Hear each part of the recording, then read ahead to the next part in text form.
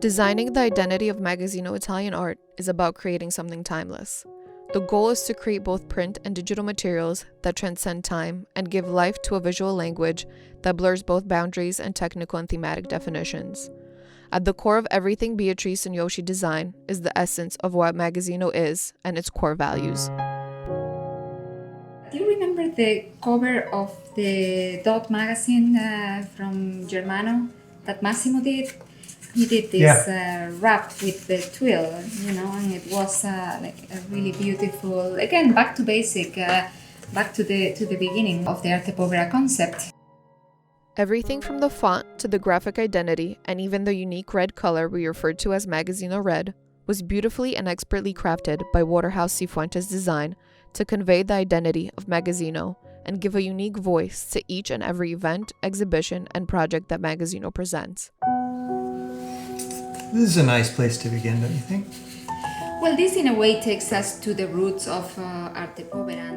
When we started designing the graphic identity for Magazzino Italian art, one of the most important elements that we drew from is history. Because in a way, history was giving us all the answers. The socio-economical situation of Italy in the 60s, which was well captured by the arte povera movement. And arte povera meaning poor art and the use of poor materials, readily available materials. In a way, it was conditioning us to do a poor design.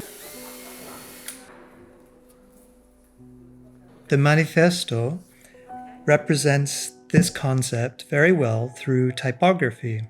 But what's interesting about the type that's used, it's rather awkward and strangely spaced, as if it were all done by hand.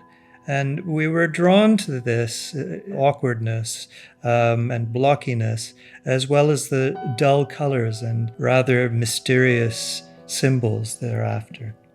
That, I think, would work really nicely. So we rummaged through the recycling room and found all manner of different interesting things. Cardboard boxes and foam and craft paper, and tore them up and found very beautiful and interesting material qualities to them that had a lot of potential. The challenge was how to articulate and reinterpret this material to make something new with it. Working with unorthodox materials like corrugated cardboard would have been impossible to print commercially. So our initial tests were made in the basement studio of a local screen printer who worked very hard with us to find the manifesto red color we wanted for this scheme. The color behaved unpredictably on different materials, which was kind of part of its charm. We came to have a very close collaboration with the printer, and he silkscreens a great variety of our projects with Magazzino. So the first thing we made were the invitations for Magazzino's opening, which we had silkscreened on corrugated cardboard.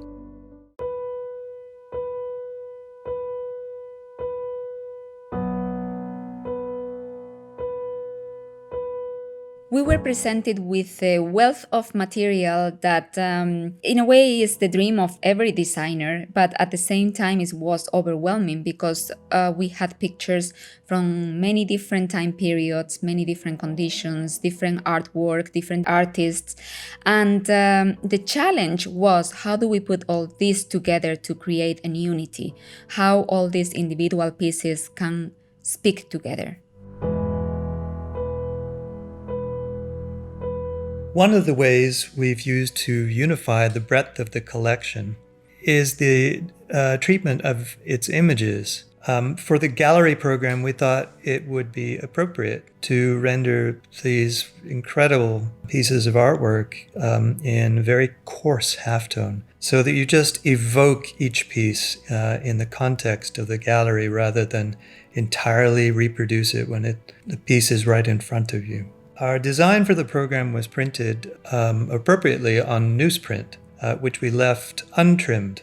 We loved the roughness of the torn edges and the gripper marks left by the web press. And again, we worked with a local newspaper printer who were a little puzzled as to why we wanted the edges left uncut. we juxtaposed a system of clear and consistent typography that described each work of art. So this juxtaposition has formed an important part of the visual vocabulary for Magazzino's program, which in a way mimics the contrast between the artwork itself, the building as a container of the artwork, at a smaller scale. In creating visual unity for Magazzino's program, it was very important to establish a clear concept of identity and diversity. And the idea of identity creates unity, uniformity, and consistency. But at the same time, you need diversity that creates individuality between the different artists, the different events, and variation so it doesn't become monotonous. There is a fine line, though, between the artwork and the communication of the artwork, and it's important to understand that we need to respect the original artwork and respect the intentions of the artist, but communication is not about the art, it's about conveying some information about that artwork.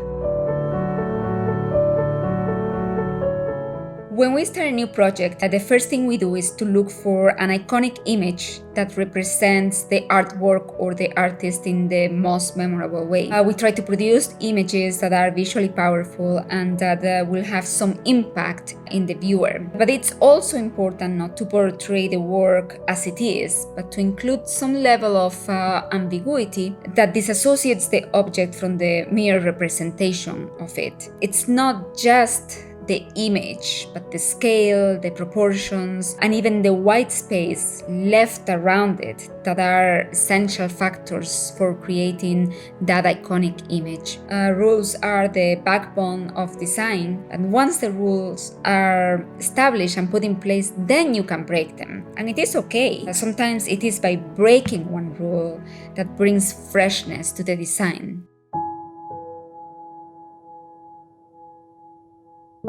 We've created a wide array of different applications, from print to digital, social media, advertising, and most notably in the catalogs for Magazzino's growing body of scholarly publications. In this case, the identity is part of a strict typographic system that divorces itself from its content. It's really important to make sure that the design never gets in the way of its communication, like it should disappear. It also applies to the sequencing of the content, which is also, in a way, standardized. Magazzino Italian Art is dedicated to advancing scholarship and public appreciation of post-war and contemporary Italian art in the United States, and we are proud to continue to extend scholarship on Arte Povera and its artists beyond Italy. The publications we produce serve as an advocate for Italian artists and celebrate the range of their creative practices, and we hope that they will serve as an insightful resource for scholars.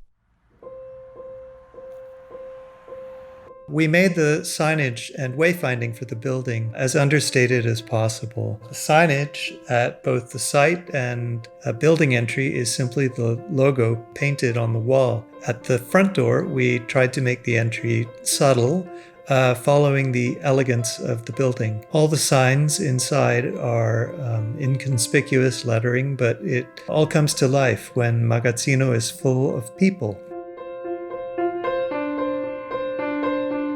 As designers, it's rewarding to see the communication program become alive in the hands of people during the events.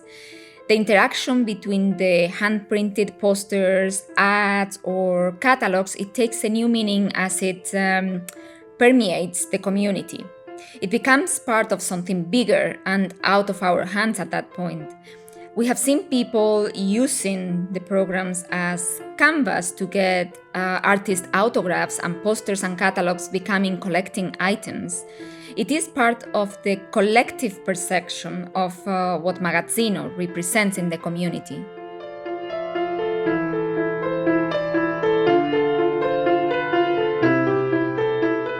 This all has been possible thanks to Nancy and Giorgio's boundless vision and determination. Their deep understanding of visual concepts have been the key to build this program with the level of precision and consistency that is required to unify a complex identity. Equally, the team at Magazzino has played an integral part in successfully implementing the program by embracing it and caring for it as their own.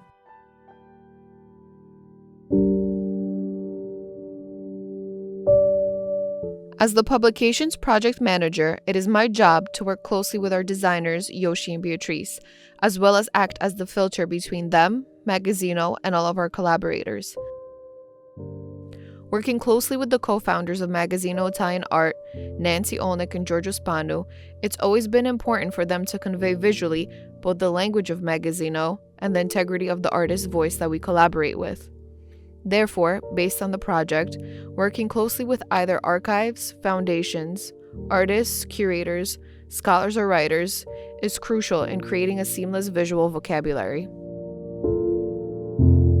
With so many voices wanting to be heard, an important aspect of project management during design is editing out the noise in order to create a harmonious symphony between everyone, putting together little details to create a bigger picture. And while I organize each of these puzzle pieces, Beatriz and Yoshi turn them into something that is elegant, complex, and visually and intellectually stimulating. For us, it's a responsibility that the identity become a part of Magazzino and that it represent it beyond the walls of the museum.